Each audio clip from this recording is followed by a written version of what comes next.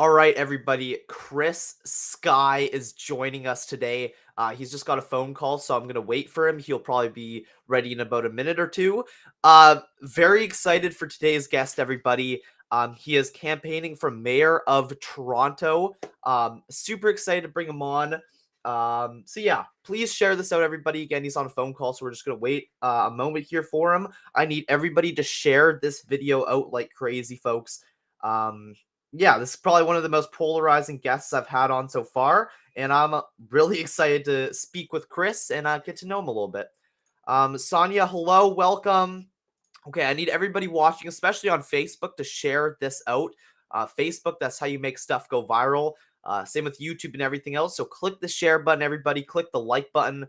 And yeah, let's go crazy, folks. I'm excited. I got some questions wrote down for Chris. If anybody has questions that you would like me to ask Chris, please put them down below in the comments for me.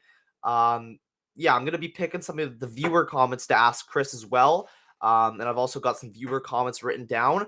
But yeah, I'm looking forward to this. Sonia says you will do a great job. Thank you so much. Again, folks, Chris is just on an important phone call right now, but I have him in the background. So we're just going to wait for Chris, and then I'll pull him up, and we'll get into it. Pumped for this, folks. Yes, I am. Already got 22 people in here. Let me just make sure that Rumble's working. Okay, yeah, we're live on Rumble as well. That's exciting. Testing out some new platforms. Okay, it looks like Chris is ready. Folks, I am super excited for today's guest, everybody. Steve says, I like the way you think, young man. Steve, thank you so much. I appreciate you popping in here. Chris, I'm bringing you up.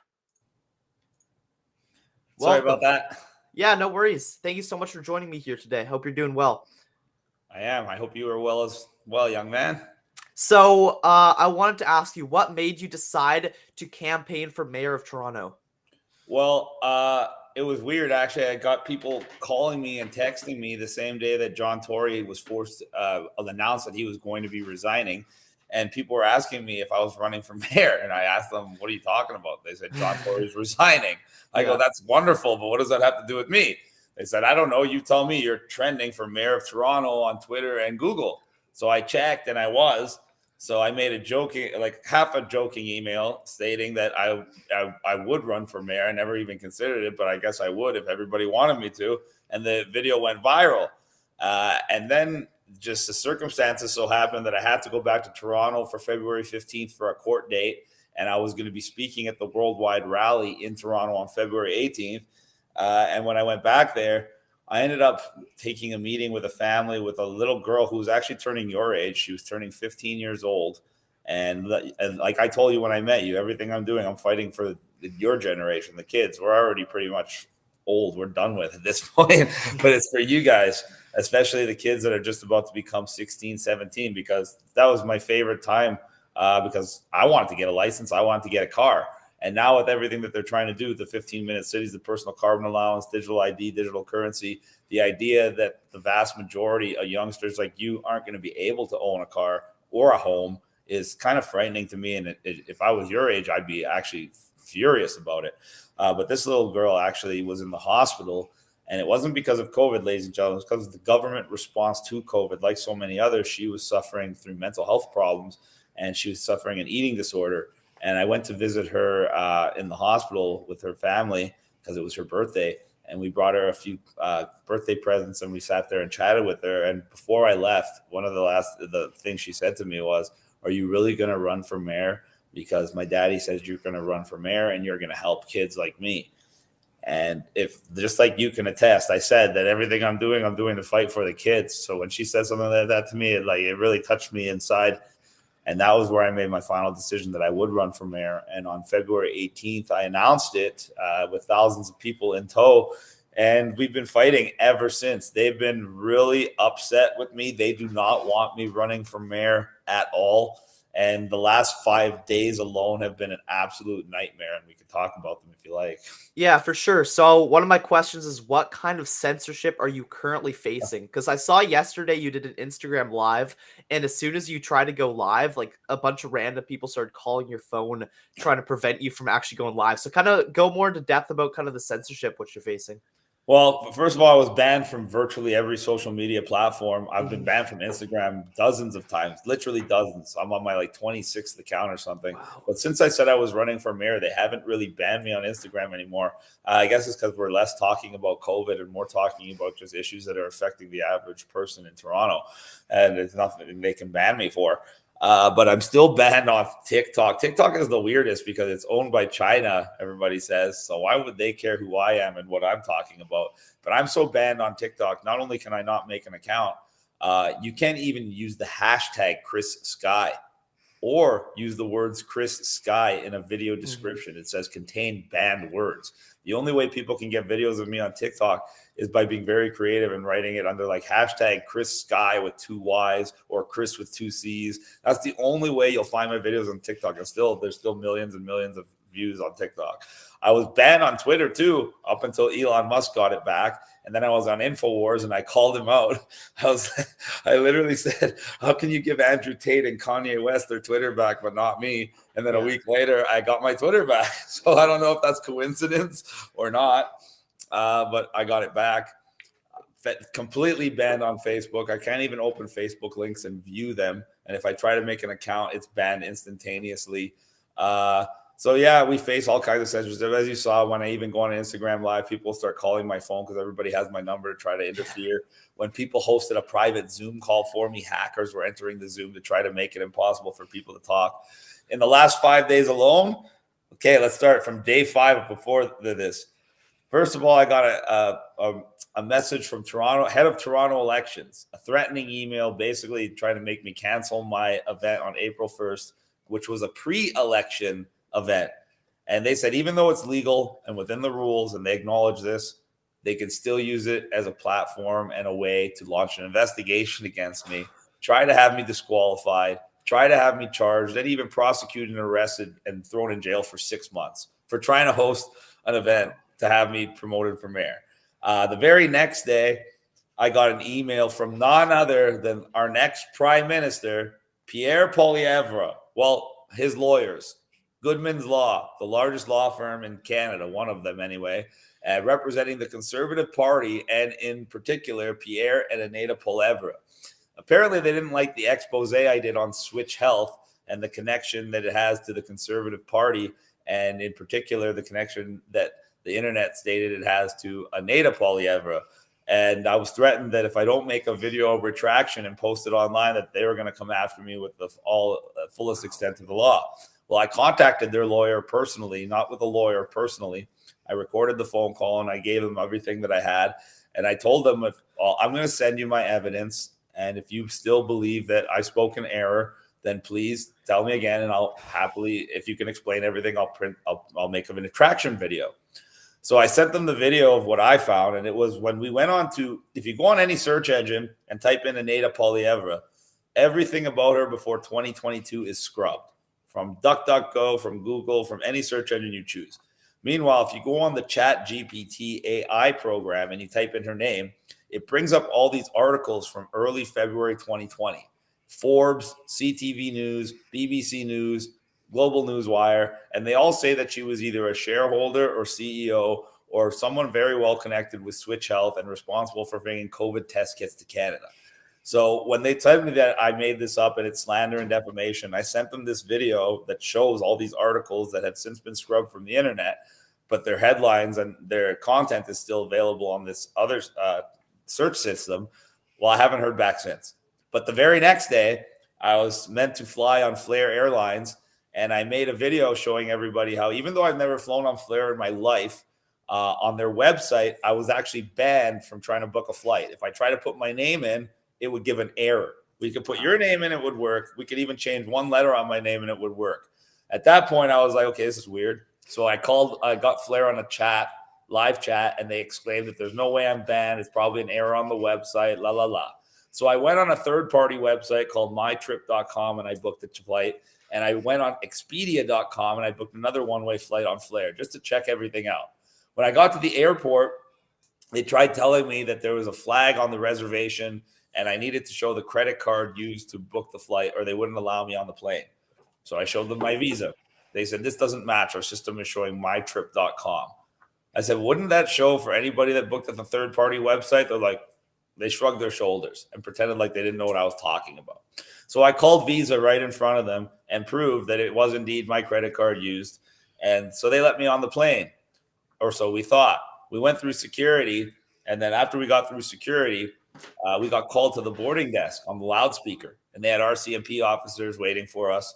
And then they told us that they weren't going to be able to honor the reservation because they still couldn't verify that that was the card used to book the reservation, even though Visa just confirmed that it was the card used to book the reservation on Flair by me with my credit card, with my name on it through mytrip.com. They forced me to rebook the same flight we already paid for to get on the flight. The next day we were flying on Flair again, this time on Expedia. They tried the exact same garbage. This time I went live, and after 2 minutes, they let us on the plane. The third day, we had to fly on Flair again. This time, they weren't letting us on. And when we went live, the police came. And after the police came, I was talking to them and having a good conversation until one of the same officers who I had a confrontation with 2 days prior, who I had an active complaint against, showed up, which is completely against the law, completely unethical. And when he showed up and he saw that my wife was videotaping me for my safety, he immediately went, assaulted her, grabbed her wrist, grabbed the phone. And not only did he take the phone away from her and stop the live from being filmed, he went to delete the live from being posted to try to delete the video evidence. Wow. And in fact, actually did delete the video evidence and then confiscated both of our phones, my phone and my wife's phone, as so-called evidence, knowing full well that we had a ton of contacts on there that were very vital to my campaign and vital to my election. So they stole my phone. They deleted the evidence of the video, not knowing that I had my people screen record it as it was going live. So not only did he incriminate himself on the video, he incriminated himself by trying to delete the evidence, even though we already had a copy of it saved. And now he's gone viral. His name's Corporal Donald Smith of the RCMP at Alberta, and everybody's calling and making complaints about him, and we're probably going to be filing charges against him. And guess what? They arrested my wife and charged her with mischief for having the audacity to film the police officers during their duties, which is 100% legal, especially in an airport, which is a public place. And they'll lie and say it's a private place, but all the airports in Canada are operated by the public jurisdiction and then leased to private corporations to operate. So they are public corporations, public places where it's legal. And then guess what? I wasn't even filming. I was just standing there talking to them, and I got arrested for mischief for being party to being filmed, whatever that means. So that's like you and your buddy going into a store and your buddy stealing something and you getting arrested too, even though you didn't do anything. And they did that as a raid so they could charge us both. And then this is the best part. We got banned for life from Edmonton Airport, according to them. So now we can't even fly at all on any flights in Edmonton Airport. So just for me to get to Toronto so I can run my campaign, now we got to drive all the way to Calgary on Saturday, which is about 3 hours, get on a plane and have an even longer flight than we would have had from Edmonton to get to Toronto just so we could start the campaign.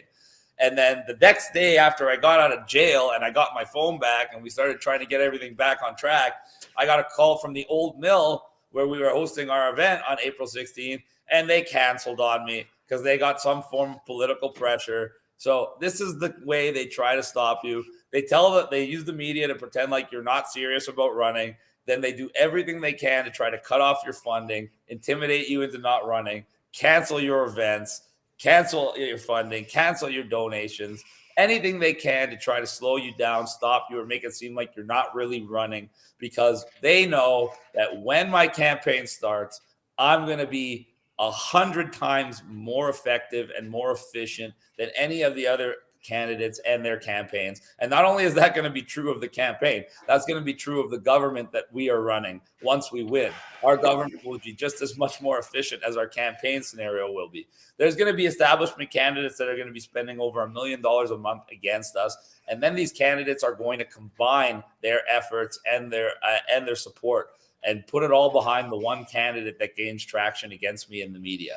That's how they're going to do this. They're going to try to flood They're going to try to flood it with so many candidates so we become one of the many candidates, and they're going to prop up 3 against me, and they're going to hope that any one of those 3 gains traction, And then all the candidates are basically going to throw their support behind the one candidate they believe has a chance of beating me.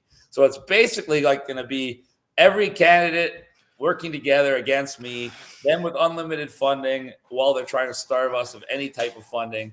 And the only way we're going to be able to win is because we're going to have a massive army of volunteers calling people, boots on the ground, and we're going to have the best platform. We obviously have the best candidate, and people are going to see right through the propaganda. People are going to understand that I'm the only one that's going to represent them. I'm the only one that's going to fight for them. I'm the only one that is transparent and approachable. And we're just being slandered every single day. Just today, I found out Dean Blundell and Crier Media have referred to me in print, publicated print, as a criminal. Because if you type in Chris Sky arrested, everyone wants to find out why we just got arrested. The headline comes up and says, Chris Sky is arrested again because he's a criminal. A criminal. A 39-year-old man with no criminal record whatsoever is a criminal. That is legal slander, libel, and defamation. And they try to do it because it'll affect who wants to vote for me. It'll affect who wants to financially support me, etc. This is literally the legal defamation of slander, libel, and defamation all in one. And it's during an election campaign specifically targeted to sabotage my election, my chances, and it's causing me reprehensible financial harm, and it's causing my reputation reprehensible harm. So we're going to be taking legal action against both Crier Media and Dean Blundell when I get to Toronto next week. And they better print publicly an apology and a retraction, or they're going to be the ones financing my campaign. Yeah, that's crazy to hear all the tactics that they're using. I still think that's so crazy that they arrested and assaulted your girlfriend just for doing an Instagram live. My wife. Sorry. We've been married almost longer than you've been alive. Don't get it twisted. Yeah, that's crazy though. And the fact that they deleted the video evidence too. Yeah. That's just crazy. That kind of makes me angry. Thank you to my mom for this super chat here. I just want to kind of back it up. You're talking about Pierre Poilievre's wife. What did you mention again? Sorry, I just want to kind of go more into depth about where you're talking about. Yes, I give the whole expose. So there's a company called Switch Health. Nobody's really heard of it, but it's one of the most significant companies in the pandemic. This is the company that was responsible for bringing in all the COVID tests to North America, not just Canada, North America, for COVID testing at work, for COVID testing for travel. Where did this company come from? They want you to believe that two 20-year-old CEOs started this company and got magical startup funds and just became multi-gazillionaires overnight. Reality check. This company was started by many Conservative Party members, including Rona Ambrose, Jordan Paquette. And if you look at Jordan Paquette's LinkedIn, he worked directly for Public Health Canada. He worked directly for the office of Prime Minister Stephen Harper. And his LinkedIn was boasting how he was the one to coordinate directly with the World Economic Forum for the Conservative Party at the time. So we have people that are connected and part of the Conservative government, supposedly helping to find and start this private company in 2018. And now this private company in 2020 gets a zillion dollars of startup funding from none other than Callan Rovinescu. Callan Rovinescu is the president and CEO of Air Canada. The funny thing is, Air Canada was doing so bad, it took almost $1 billion of our tax dollars for a bailout just to survive. And after Callan Rovinescu got this $1 billion of our tax dollars, he became the lead money investor into Switch Health. Where did he get that money? From our taxpayer bailout straight to Air Canada. And once he got that money to Air Canada, and once he gave hundreds of millions of that money to Switch Health, and once he gave all of the Air Canada and its subsidiary contracts to Switch Health, hundreds of millions in contracts, hundreds of millions in our tax dollars for startup funds, Callan Rovinescu then retired as the CEO and president of Air Canada and became the senior strategic advisor of Switch Health. So if that's already not a massive conflict of interest, that's already not a massive red flags of how they created this company before the pandemic, got hundreds of millions of dollars of tax dollars to start it up, have it littered with Conservative Party members, and now they've made hundreds and hundreds of millions in government contracts off of COVID test kits. So the Conservatives literally made hundreds of millions of dollars off COVID test kits. And this is indisputable. They won't be able to say anything about this. The only thing they were questioning about what I said was Aneta Polyevra's connection to Switch Health, which I had no idea about until it came up on the Chat GPT, and it brings up multiple articles from the 2020 year, and it shows that she was a CEO of Switch Health. She was a shareholder of Switch Health. It names her as the woman responsible for bringing COVID test kits to the country, etc. So I have this on video, and I sent the video of us searching this up to the lawyers, Goodman's Law, representing Pierre Poilievre, Aneta Poilievre, and the Conservative Party of Canada, and said, if they can explain this, then I'll happily make a retraction about Aneta Poilievre, not the rest of Switch Health. The idea that it was started by the Conservatives is 100% reality. The idea that it's littered with Conservative Party members and conflict of interest is reality. The idea that it was most likely started with tax dollars that were given in a bailout to a private company by a man who then retired from that company and became a senior partner at Switch Health is all true. The only thing that we can't verify 100% was the Aneta Poilievre connection. We're doing that based on the Chat GPT the articles that came up. And when I sent it to them, I haven't heard back. So my suspicion is pretty soon when someone tries to search on Chat GPT, it's going to be scrubbed from there too. And then they're going to tell me that they want me to make some kind of retraction because it's just no longer there anymore. Meanwhile, we have the screenshots and we have the video showing that it was. So we'll see what happens with that. But I'm definitely not making things up, people. That's some pretty eye-opening stuff. And this is actually something I've never heard talked about before. So thank you for informing me on this. It's crazy. I haven't heard any of these conservative outlets or, this side of kind of the spectrum. I haven't heard anybody talk about that. So thank you for making me and my viewers aware of that. I've seen one comment, and this is not necessarily my personal opinion. This is just somebody in the comments. What do you have to say to people who may call you controlled opposition? Oh, yeah. I'm so controlled opposition that they had to send me a lawyer's letter from Elections Toronto to try to stop me from running. They had to send me a lawyer's letter from the next prime minister of the country and the Conservative Party to try to shut me up. Then they had to get me banned from airports and banned from flying. Then they arrested me and my wife and put us in jail again and had to get bailed out again. All because I'm controlled opposition, right? Yeah, that's why they're doing all that. And they got the Old Mill to cancel my event because I'm controlled opposition. I have to struggle for every friggin' thing I do because I'm controlled opposition. I've been arrested almost 30 times now because I'm controlled opposition. Give me a friggin' break. To the people that say I'm controlled opposition, they're the controlled opposition or they're just absolutely brain dead. And there's two types of controlled opposition, and this is something your viewers should know. There's the controlled opposition that, yes, they would prop up and make it seem like an actual opposition to the NWO. And that's what we're seeing right now with the Conservative Party. They are the controlled opposition because Pierre Poilievre is basically going to do everything that Trudeau already did. He's going to continue along with the 15-minute city. He's going to push the carbon allowance. He's going to push the digital ID and digital currency. In fact, he already did. In February 2021, right before he became the hero of the trucker convoy, Pierre Poilievre was the vice chair of the finance committee that was meeting for implementing financial measures to combat COVID. And the top two financial measures that this conservative consortium, which was vice chaired by Pierre Poilievre, was in February 21, they wanted a digital currency and a digital identity. So how is that any different from anything that Trudeau's doing? The other type of controlled opposition, and this is the one that's more common, and this is the one that goes unknown, are the ones called the whisperers. These are just the anonymous losers, like the one that just made that comment, unless he wasn't actually saying I was controlled opposition, but the ones that will make comments and say, Chris Sky is controlled opposition. Then you look and it's a Twitter profile that was made in March 2023 that has 3 posts and 2 followers. Those are what we call whisperers, and those are real controlled opposition. Because if I was controlled opposition, number one, I wouldn't be getting all this opposition from the establishment. I'd actually be getting support from the establishment. That's pretty much all you need to know. Like the guy that's getting arrested every other day, the guy that's getting threatened, the guy that's getting silenced, the guy that's getting censored off social media, that's not the guy that's being controlled. That's the guy they can't control, and that's why they're trying to censor me, trying to starve me financially, trying to arrest me, trying to shut me up, and trying to threaten me with lawyers. Yeah, is that happening to any of you that are calling me control opposition? All the people that call me control opposition. Have you been arrested?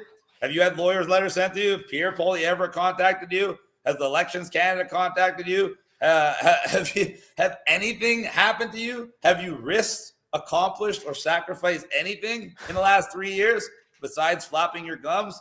Answer: more than likely, no. So, I was just wondering, how many times have you even been arrested in the last year, and have any, like, actual charges been pressed, or is it just kind of like a catch and release just to kinda slow you down? Any actual charges? Brother, I've been arrested. That was the 26th time in the 26. last 20, almost 28 months. I Wow. faced over 70 charges with enough years in prison that you would be in jail until the rest of your life. Okay? Wow.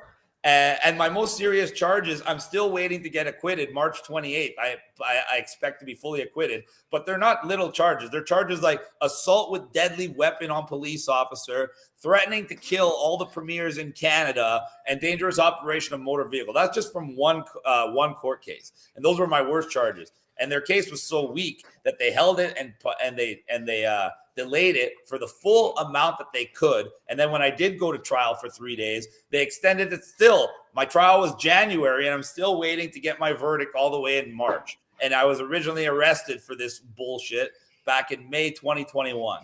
So these are the kind of charges I get: serious criminal offenses. And I've already beat more than 40 criminal charges just in Ontario alone. I beat over a dozen charges in Alberta, and I beat charges in Saskatchewan, Manitoba, even New Brunswick. I've been charged, and I beat them. So I have no criminal record. I've been arrested dozens of times. I've been charged almost hundreds of times. And if you look at my police, have you ever seen a police person of interest profile? I believe so, yes. Well, mine has the highest possible rating that the intelligence agencies can provide on it. And it also is over 19 pages long and has over 100 listed interactions with police on it.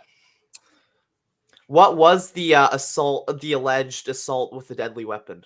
Can you The go more into reality is, detail about I that? don't know how many of you heard of a gentleman by the name of Rob Carbone, who came on the scene pretending to be a rich banker and pretending to want to start the Republican Party of Canada.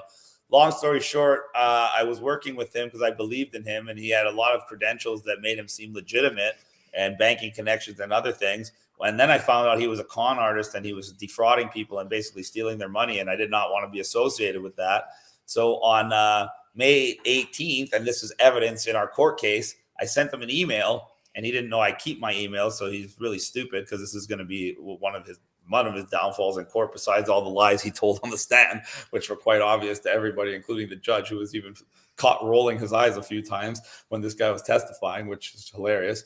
But the reality is, I sent Rob an email May 18th, 2021, that stated that I knew he was defrauding people. He owed me money. He owed other people money. So we were planning on coming to his condo the following day with some of his victims and the police to have him charged criminally and civilly with fraud. The very next day, I was also supposed to be going on my first cross-Canada tour and launching my book, Just Say No, on Amazon. So I wasn't even really serious about going to Rob's house because I had better things to do. But I did want to put the fear into him that someone is going to come for him one of these days and have him charged. And he took it so seriously that he thought I was coming. So he called 911 on March 19th and said that on March 12th, I called him and threatened to kill him and all the premiers in Canada. They obviously didn't believe him. They hung up on him, told him to have a nice day. He called back and told them that he had a tape recording of me saying that I was going to kill him and all the premiers in Canada. So they brought him into the police station. He gave a 47-minute long police statement that was pure BS. And then they asked him for the tape recording. And he lied and told them that he couldn't give it to them because his wife was dying of ALS. That was in May 2021. So he had the recording on his phone, apparently. He had his phone with him in the police station, but he couldn't give them the recording on his phone in the police station because his wife back home was dying of ALS. That was the excuse he gave him. So right then and there, they should have dropped the case and not even tried to pursue charges. Instead, they decided the best course of action would be to call two off-duty major crimes division officers in their plain clothes, in their completely unmarked private vehicle, and just bring their service weapon. So they had these two off-duty major crimes unit. These are guys that deal with really hardcore criminals and serve very, very dangerous warrants under dangerous conditions. and sent 2 of them to stake out my house. And then when I got home, they apparently said that they couldn't arrest me at home because their orders were I was only arrestable if I left my home, which makes no sense because you'd want to arrest me at my home because if you wait till I get on the road, I'm a danger to myself, danger to other citizens, and danger to the officers. The only reason they didn't want to arrest me in my home is because I had video cameras all around my house, which they stated they never saw, even though I have signs that are about 5 feet tall with red and yellow writing stating that I have video cameras and 24-hour video surveillance. But these officers, professional officers, undercover officers who were there staking out my property, testified in court that they did not know that I had cameras and they did not see the multiple signs that were bigger than you and me in red and yellow stating that I had cameras. And they testified in court that they had to wait for me to leave my house and do a high level, high stakes takedown with only 1 car and 2 officers, which is 100% against protocol. So I left my house to go to the gym because I was planning on going to the gym and then driving to Vancouver to launch my book and start my world tour or cross Canada tour. And I didn't notice anything. I was driving to the gym, listening to music. By the time I got about 5 minutes away from my house on a private roadway, a public roadway, I made a right-hand turn onto King Street in King City towards westbound. And at that time, I saw a car coming beside me. And the only reason I even noticed the people is because I saw 2 grown men in the car and they were wearing black masks. And we have a thing, whenever we see idiots wearing masks in the car, we would make fun of them. So I immediately started talking to myself, making fun of these guys in the car with their mask. And before I could think anything of it, they came right in front of me and they slammed on their brakes to the point where if I didn't come to a completely dead stop in the middle of the road, I would have rear-ended them. And now at a dead stop in the middle of the road, before I can even think, a guy jumps out of the drivers and passengers in plain clothes, black masks, guns drawn. They put them across their body and start running at my car with their guns out. And they're plain clothes. When they get about 5 feet from my car, they start raising their guns like they're going to shoot me in the face. So I put my truck in reverse, reversed on an angle to get out of the line of fire and make it easier for me to go around them. And I slowly accelerated. And this is actually the testimony of the police officer. I slowly accelerated until I was around the police officers. And then I accelerated to get away from the situation. And from that, I was charged with assault with deadly weapon on police officer because they alleged that I tried to run them over. And I was charged, obviously, with the death threats that Rob Carbone said that I committed. So this was just another in a very lengthy line of fake, fraudulent charges set up by the government with political motivations to try and A, discredit me, and B, try to put me in jail, C, try to shut me up, D, put me on conditions where I wasn't even allowed to drive so they could try to stop me from being able to speak. For the last 2 years, they've been able to call me an attempted murderer in the alleged attempted murderer of public officials and police officers in the media. So it's just been a giant shit show for me. And I'm so happy that that's coming to an end. And now that that's coming to an end, they wanted to make sure they had something else on me. And that's why they arrested my wife and I just 2 days ago. But that charge isn't going nowhere. I don't even think any crown in the history of crowns is going to want to prosecute that bullshit. The amount of corruption against us and me in general is astronomical beyond any stretch of the imagination. When we even reached out to airlines asking why they're illegally banning me when I haven't even flown on them, when we got answers back from their legal team, their legal representation, you couldn't even read what it said because 80% of it was redacted by the RCMP under the guise of national security. So basically, they let them discriminate against me. And when we ask why we're being discriminated against, they say, sorry, we can't tell you why we're violating your rights and freedoms, targeting you politically and discriminating against you because it's a violation of our national security protocols. Wow. So much stuff. Opposition, guys. Sorry. So much stuff that you've been through over the last couple of years. How long have you been speaking up against this type of stuff for? Well, I spoke up before COVID. I was telling people for a long time. I was woken up by the time I was like your age, to be honest. That's why when I look at you, I saw a lot of myself because when I was, there's not many kids your age doing what you're doing, and definitely not doing it with the integrity and the professionalism that you're doing it. So that's why I wanted to reach out to you in the first place. But I've been speaking out about this for a long time. I just never knew. Like, I always knew they had the plans for the one world government, the digital currency, digital identity, all that stuff. I just never knew exactly how they planned on rolling it out until COVID started. And then it all became very clear to me. And people need to understand that they're not finished with us. COVID was just the start. They want to extend this. COVID was just to get you used to the idea, to be used to living with less, used to not having freedom, used to having the government control your life, used to living under lockdowns and having your life limited. Why? Because under the new climate change agenda, that's exactly what they want for you and your family for generations to come. COVID was designed for two purposes: to make people like you, the young generation, believe that the rights and freedoms that previous generations fought world wars to protect are no longer vital for society. In fact, rights and freedoms are selfish and dangerous. And the people that would fight for rights and freedoms are no longer patriots or heroes. They're now domestic terrorists. The other thing they wanted to convince young people like you was to get rid of the idea of individual responsibility. And they wanted to replace it with collective responsibility out of every communist playbook. That allows the government to be involved in every decision in your life and you supporting the idea. And what does that come with? That's all down to the new climate change agenda. Because under the auspice that rights and freedoms are selfish and dangerous, and under the auspice of collective responsibility, now they can convince you to allow them to track your carbon footprint. That's going to be the next big propaganda in your schools and on your TVs and in movies. Our carbon footprint. If we don't reduce it, we're all going to die. In fact, we already signed onto an agreement called the Paris Climate Accord Agreements that state that if we do not reduce the average carbon footprint from over 20 tons average per person, 20,000 kilograms of CO2 per year, down to 2,000 kilograms of CO2 per year, we're all going to die. And the number one way to reduce our carbon footprint, according to the elite, according to Klaus Schwab, according to the World Economic Forum, is to get rid of private car ownership. Our private car is what causes the most carbon. And that's where the 15-minute city comes in. If you type in 15-minute city in Google, every description of it will tell you in the very first sentence, the primary purpose of a 15-minute city is to reduce the average person's personal carbon footprint.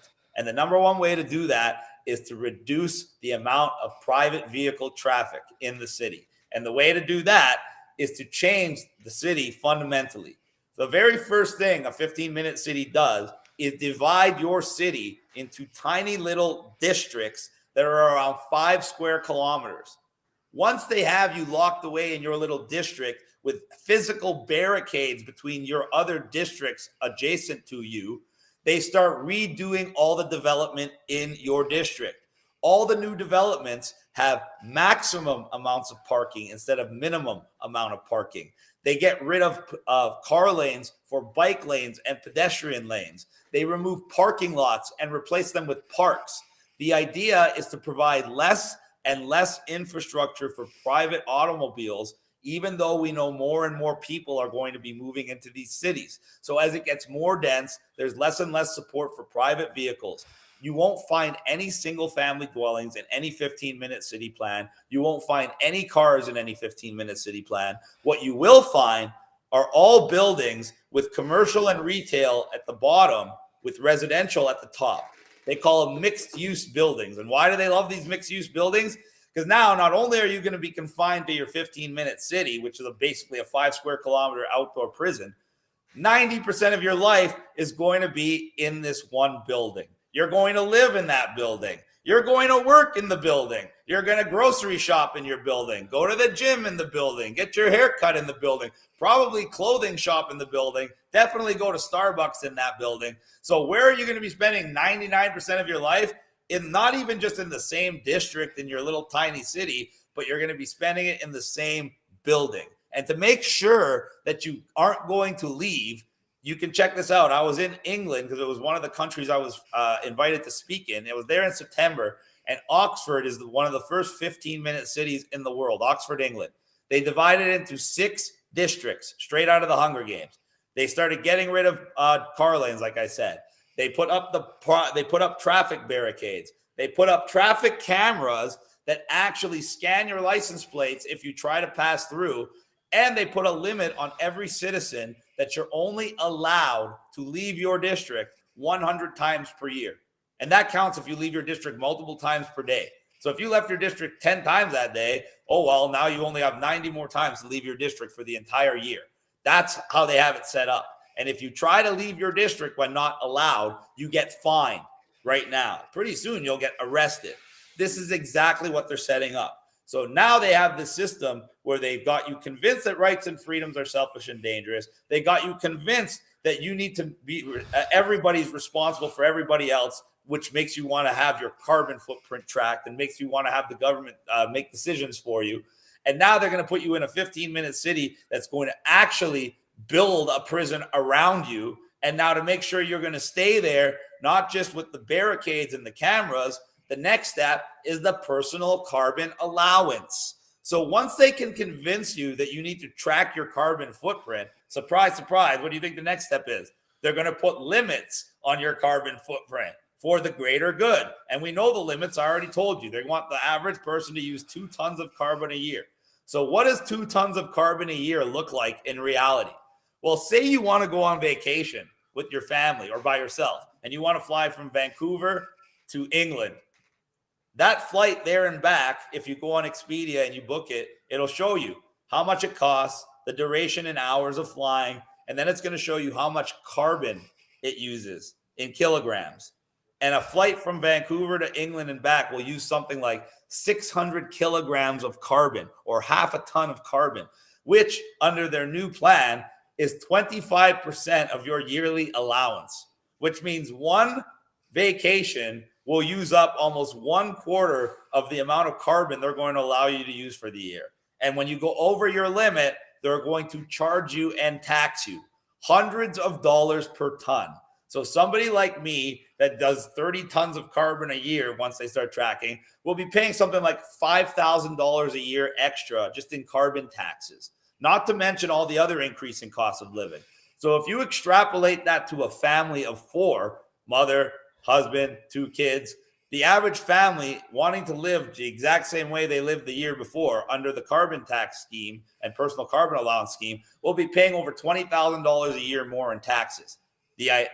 Obviously, the result is people will be traveling less, people won't be driving, people won't be doing anything.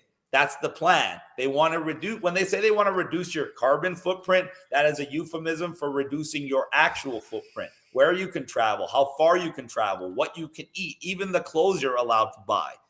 That's where this is going. And once they can convince you and get you on a personal carbon allowance stuck inside a 15-minute city, well, that's when they're going to have so many people getting to the point with the higher cost of living over and over every month where the average person ain't going to be able to make ends meet. They're not going to be able to pay their bills. That's when the government's going to come out with universal basic income as the savior for everybody. Free money every month. And all you got to do to get it is sign up for the digital ID, your iris, your facial recognition, your voice, your fingerprint, virtually everything they can to identify you digitally. And now that digital ID, just like a vaccine passport, is going to be applied to everything that you want to do in life. Oh, you want to work? You're going to need your digital ID. You want to travel, even on a bus? You're going to need a digital ID. You want to leave your district? You're going to need your digital ID. You want to go on the internet? You're going to need your digital ID. You want to collect your universal basic income? You're going to need your digital ID. And in order for your digital ID to remain valid, you're going to have to take the COVID vaccine, the Marburg vaccine, the flu vaccine, the monkeypox vaccine, any vaccine they tell you, any treatment they tell you. And if you don't take it, your digital ID gets deactivated, and now you can't participate in society, just like you couldn't when you had the vaccine passports in play and you didn't have one. And then once they get you on that and you're already a slave, the next step is the digital currency. And that's going to be their excuse to eliminate cash. And now every single transaction you'll ever make in your life is tracked, traced, controlled, taxed, and must be approved before able to do it by the government. And now they control every single aspect of your life from cradle to grave. And when they get you on the digital currency, they're going to do what China's already announced they're going to do. They're going to make your digital currency expire.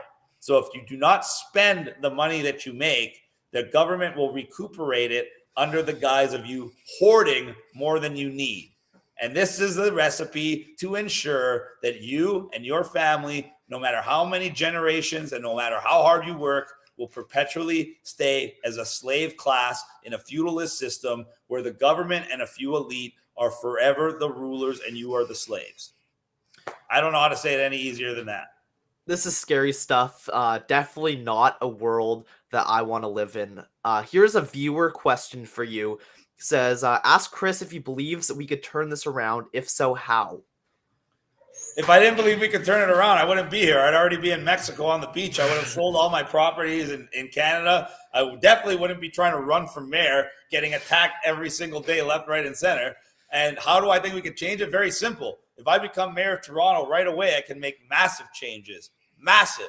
Under the Mayoral Powers Act of 2022, enacted by Doug Ford, immediately upon becoming mayor, with the flick of my fingers, I can get rid of every single mandate and restriction, every type of business closure instantaneously. I can make every single person who was fired rehired. I would bring back job security for all the people, but more importantly, job security for the entrepreneurs and all the people that open businesses that are now afraid to because they figure the government could shut them down at any time. My government would never shut them down. So right away, we would change the face of the city. Then I would go through that $17 billion budget with a fine-tooth comb and a forensic accounting team, and we would save billions. And those billions would then be allocated for social programs for minority communities, social programs for homeless people, for veterans, actually improving the standard and quality of life for people who live in Toronto. I would also immediately relinquish Toronto's sanctuary city status. And now all the illegals that have criminal records would be able to have their criminal record checked. And anybody that would have a violent criminal record, I would put them on a bus and I would send them to Ottawa and ask Trudeau to handle them if they want to make a sanctuary city for violent criminals that are already breaking laws by being there in the first place, and then further breaking laws by committing violent crimes. They do not belong in Toronto, especially not hundreds and hundreds of thousands of them flocking there from all over Canada because we opened up the doors and told them that they're welcome. On top of that, we have a huge problem with the police and the public sentiment because of what was going on with John Tory the last 3 years, treating the police like his own personal Gestapo. And we had officers handing out fines to mothers who had the audacity to sit on a park bench with their child at a time where people were being fired from their jobs, at a time where people were suffering mental health crises. You're going to give these people thousands of dollars in fines and tell them that they're a criminal because they wanted to take their kid into a park. Those kind of officers do not belong on the force. And as mayor, I would sniff out all the officers that gave out the most COVID fines in the last 3 years, and they'd be fired. They'd be working at Walmart where they belong, learning how to actually greet people and how to serve people. Then maybe they can reapply as officers.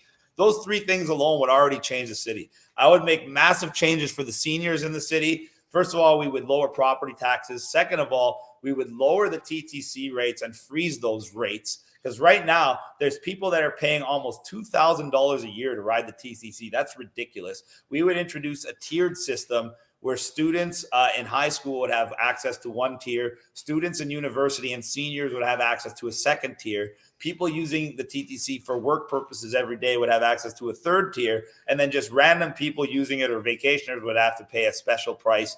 And we would reduce that cost for people by hundreds of dollars a year. And that would actually change people's lives for the better. For developers, and I am in development, so I know all about this, we would be able to put a freeze on the development charges. And people in development know that could save them millions and millions of dollars on certain sites and make sites that were going to be unviable because of government intervention now viable and profitable once again. So there are so many ways that we can help the people of Toronto. There are so many ways that we can make Toronto a better city. There are so many ways that we can put change into Toronto to put it on a path of progressive increase in standard of living rather than the progressive decrease in standard of living and the progressive increase in cost of living that we've seen over the past 30 years. This is because of the apathy of the average voter, and the apathy of the average voter was instilled by the establishment by intentionally providing them candidates that would not represent them. It is not an accident that in the last election, less than 29% of the eligible voters voted. The last time people were excited about an election was 2014 when Rob Ford ran. And Rob Ford, with his record-breaking campaign strategy and his record-breaking campaign team, got over 60% of the eligible voters out there, and he won a landslide victory. And guess what? My campaign, I have the same exact team that Rob Ford had. They approached me and they believe that I have what it takes to win. And they came to back me because they believe in what I can do for the city. So we're going to have a similar situation this year where no matter how much they try to dog us in the media, no matter how much they try to threaten me and intimidate me, we're going to have an army working for us on the ground, on the phone. We're going to have a platform that's going to resonate with the people. We're going to be working harder than any other candidate, and we're going to earn the people's vote because the people are going to understand that they finally have a representative that has pledged their allegiance to the people and not to some globalist organizations. It's that simple. And when the people realize that, they can say anything they want about me in the media. Nothing's going to work. The people are going to vote for me. We're going to get a record number of people coming out to vote. We're going to win a landslide victory. And we're not just going to take over Toronto and put a stop to all this. We're going to set an example for the rest of Canada, the United States, and the rest of the world to follow. So that's how we're going to turn this around, ladies and gentlemen. And for all you people that are saying, oh, what can we do? What can we do? What can we do? Well, it's very easy. We need fundraising and financing. There are many expenses that have nothing to do with the election that we require before the campaign starts. And it is not illegal for anybody anywhere in the world to donate to Chris Sky the Activist or Chris Sky Our Cause. So we are pleading with people all around the country to set up their own mini fundraisers in their own groups and just start asking people, getting a little bit of cash from here and there. If we can get fundraisers done from independent people, from their own private groups, from around 50 people around the country, we will end up with more than enough funding that we need to get our campaign rolling. And once it gets rolling, the money's going to come in that we need. We don't need the money that these other people need. We need a tiny fraction of the money that they need. But unfortunately, in an election, we do need some money. So I want to put up our email. I think it's up there. It says chrisguyforchange@mail.com. It's right at the bottom. It's been there the whole time. That is the email. You email if you want to volunteer for us, if you want to financially support us, if you want to help us fundraise.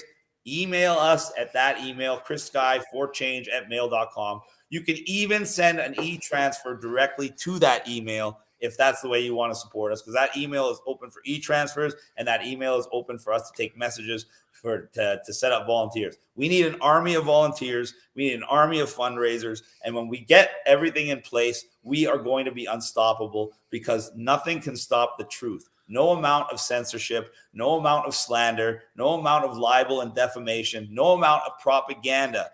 So once I get in front of the people and they get me in front of the people against these other so-called candidates, it's going to be clear as day. My number is public, ladies and gentlemen. Before anybody votes for any of the other candidates, ask them to publish their personal cell phone number, 416-400-9994. Tell them to be personally accountable to every single man, woman, and child in their city. Tell them to be able to be taking phone calls 21 hours a day from their constituents for their own personal grievances. That's me. That's what I'll do. I am a servant of the people. I have been serving the people selflessly for the last 3 years. For me, becoming mayor is not a promotion. It's not a job opportunity. It's not a career choice. To me, it's a sacrifice I'm willing to make because I believe that I can make a difference in the lives of millions and millions of people. And I'm putting my own safety and my family's safety and a lot of other things on the line for this. So for me, I don't feel ashamed to ask people to go around and ask their friends and family to support us and ask their friends and family to give them a few bucks so they can give it to us because we need that. We're not going to get the bankers. We're not going to get all the people with money supporting us because they are the ones that did this to you in the first place, ladies and gentlemen. They are going to support the candidates that want to keep this going. They are going to support the candidates that want to lock you back down, that want to mask you back up, that want to jab you in the arm, that want to close your business. Those are the candidates that are going to be on the news smiling at you, telling you to give them your vote and give you your money. Those are the candidates that are going to be considered top tier. The people that we're going to continue every nightmare that you've been afraid of for the last 3 years. And the only nightmare for them is me. So you support me. Not only are you supporting freedom, you're supporting yourself, you're supporting your family, you're supporting the future of this entire country. And you guys know you can believe in me because I don't just talk the talk, I walk the walk. I lead by example, and I don't tell you to follow. I just tell you to do your own thing. Chris, this has been a very eye-opening interview. I hope everybody watching is sharing this out like crazy. I hope everybody clicks the like button so the algorithm could do its thing and make more people aware of what Chris is doing. Chris, I got one final question for you before you go. This is a question I tend to ask all of my guests. Do you believe that Canada is currently a free country? Definitely not a free country, and it's getting less free every day. If people want to use me as an example, and the people on the very far left used to applaud everything the government was doing. Oh, silence him. We don't like what he's saying. Oh, ban him from flying. He deserves it. Oh, arrest him even though he didn't do anything wrong. But now that they're seeing that it's not just going to happen to me, it can happen to anybody, including them. And now that people see this had nothing to do with public health and public safety, and now that they see this is all about the government trying to take away people's rights, freedoms, purchasing power, etc., now people are getting scared and saying, oh my God, not only was this guy right, this is exactly what they're planning for all of us. Pretty soon, you're all going to be Chris Sky. They don't want you flying either. It's not just me, ladies and gentlemen. They don't want you flying. They don't want you driving. They don't want you speaking out. They don't want you being successful. They don't want you in a position to challenge them. That is what this is all about. And I applaud people like you, because if it wasn't for kids like you, and it's hard to call you a kid because you're more mature and have more balls than 95% of the so-called men in this country, but if it wasn't for the youth like you, I would not be inspired to do what I do. I probably would already be in Mexico hiding out, because the average Canadian didn't step up. The average Canadian says they support, but they don't show it. And the average Canadian still jabbed themselves and put a mask on their kids. So did they really deserve freedom when they did everything they could to give it up? Probably not. But that doesn't mean that they don't deserve a chance to make things right. Everybody deserves a chance to do the right thing, and everybody deserves the opportunity to do the right thing. And that's what I want to give everybody, the opportunity to finally get off their couch, to finally do something that's going to make a difference, to finally feel like they are in this fight. Get some skin in the game, people. Get some purpose. You will feel so much better. You will be engaged, and you will be far less likely to comply with things against your own best interests ever again. Chris, thank you so much for your time coming on today. Again, a very eye-opening interview, and I really appreciate you for taking the time to come on my show. It was a pleasure, and I told you I'd come, and I'll come back for you anytime, because you're one of the most professional interviewers I've done. Really? Yeah, a lot of people have no idea what they're talking about. A lot of people, it's really, they just want to have a show, and they really don't have the right intentions. You can tell your intentions are genuine. You can tell you're a very intelligent young man. You can tell you do your research. You can tell you're passionate about what you do, and I can see why you have the audience you have. And I hope I inspire you to keep going and expand your audience and expand everything you're doing, because you're on the right track. Thank you so much, Chris. Take care. My pleasure, young man. God bless you. God bless you too. All right, folks, that was Chris Sky. An absolute pleasure to have him on my show, folks. Very eye-opening stuff. I hope you all got a little bit of something from that interview. I hope you all learned something new. Please, again, continue to share this out. If you are new to my YouTube channel, or if you're new to my Facebook page, maybe this is your first time hearing about me, please click subscribe or follow my page. That helps me combat censorship on these platforms, and it helps me continue to grow and do what I love. I have a link in my description where you can check out my Patreon. YouTube demonetizes my videos. This video right here with Chris Sky has probably been demonetized. So if you want to further support me, you can check out my Patreon with the link in the description. I'm going to be producing Patreon exclusive content for people who support me over there. And you can support for as little as $1 a month, or as much as $100 a month. Or as much as $0 a month, because nobody's required to do anything like that. But it's just an extra option if you wish. So yeah, thank you so much, everybody. Yeah, honestly, so speechless. And just, it was a blast. I had a blast talking with Mr. Chris Sky. Travel Fun 69 is in the house. How's it going? Appreciate you. All right, everybody, I'm going to wrap it up here. Take care. I'm also streaming on Rumble, just in case anything happens to my YouTube. You can check me out on Rumble. Tyson Hockley, same name as here on YouTube. So yeah, subscribe, share. Thank you guys for watching. Patreon in the description. I'll see you guys in the next one.